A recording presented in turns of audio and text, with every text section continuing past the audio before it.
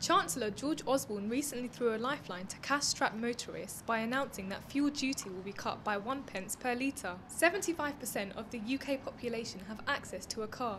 This measure has been put in place to ease the burden on motorists at a time of record pump prices. The fuel duty tax was introduced to help businesses that depend on fuel. However, 76-year-old cab driver Bill Tyzak believes otherwise. Bill has been in the cab trade for over 50 years and has started to feel the crunch. I got my licence to become a cab driver in 1960. And the day was the 17th of March, which is St Patrick's Day. That's how I come to remember. It was also my wedding anniversary. So that was a date I can't forget. Being a reputable cabbie, Bill has raised money for unprivileged children, won awards and even met the Queen. Well, obviously the one penny of diesel duty is a thing which I'm concerned of mostly, really, but we can't do anything about it.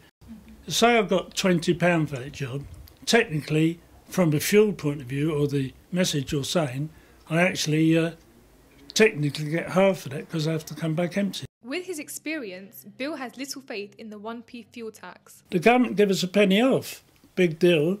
The fuel companies put threepence on. And then the VAT was in 17.5, the government went up to 20.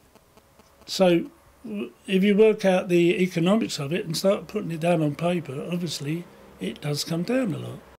Peter Carroll, the chairman of Fair Fuel UK, has said, "The 1p cut is definitely a move in the right direction, but the government needs to carry on reducing fuel prices for motorists."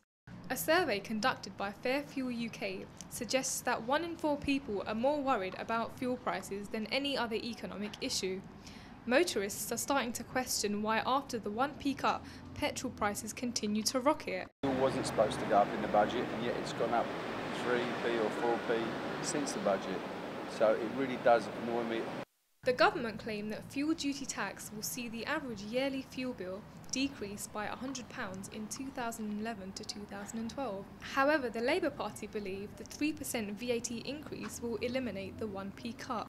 The problem, of course, is that they have also increased VAT, and that raises the price of fuel by about 3 pence a litre. So I don't think the government can be too boastful about having reduced the price from what it would have been by 1 penny when they've already put it up by 3 pennies. One thing they could have done would have been to have reduced fuel duty by 3 pence, which would then have meant that the VAT rise would not have affected fuel because it would have been offset by a reduction in duty. So certainly Labour would not have introduced that extra 3 pence, which is really piling on the problems at a time when the price is already high. The fuel duty tax has yet to prove the benefits the government claimed it would bring. Bill is now at an age where finding a new occupation would prove to be extremely difficult. I've done lots of other jobs, whether I could do those now, physically or what. But as you get older, of course, you can't do physical work.